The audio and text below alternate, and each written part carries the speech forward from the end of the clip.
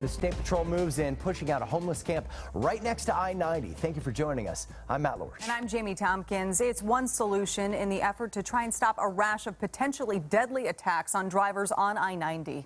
Q13 Steve Kiggins is live in Seattle with today's newest developments. Steve?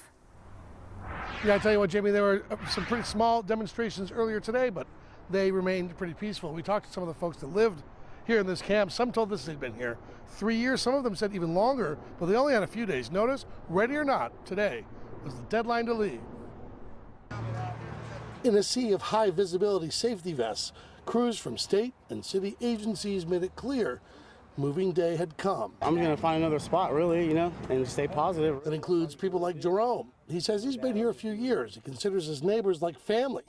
He also says learning he had to find a new place to live on such short notice, it's not easy. Last time I checked, it was illegal for them to just kick us out and not give us anything. But this sweep was a matter of public safety, says the Washington State Patrol. Earlier this week, troopers arrested a man accused of tossing material onto Interstate 90. Debris and rocks slamming down and damaging cars below. Nearly 200 similar incidents were reported since the first of the year. Troopers failed to catch another suspect earlier this week. Add it all up, and state officials said enough.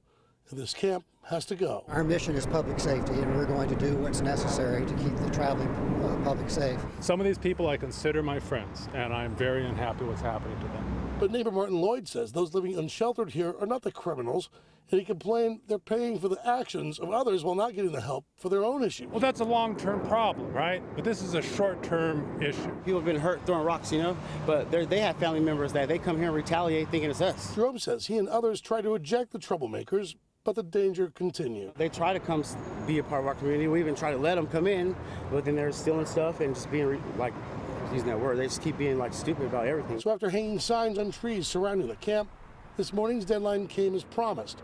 Those living here were offered services and shelter, but not everyone said yes. Bottom line, for WSDOT and state troopers, the danger for those driving on I-90 had to be addressed immediately. We can't solve the issues surrounding homelessness. We're a transportation agency, so we're looking at safety and roadway safety, the safety of the users, safety for people who are nearby, and this is why we're here, is because there is a safety hazard that we need to take care of immediately.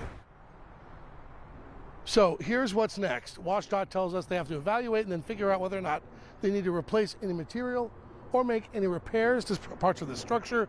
Then they plan to place boulders up in this area in an attempt to dissuade folks from coming back and using this place as a home. Meanwhile, WSDOT says that other small camp near South Rainier Avenue, they're going to do what they've done here later next week on that end of the problem. Live in Seattle, Steve Kiggins, Q13 News.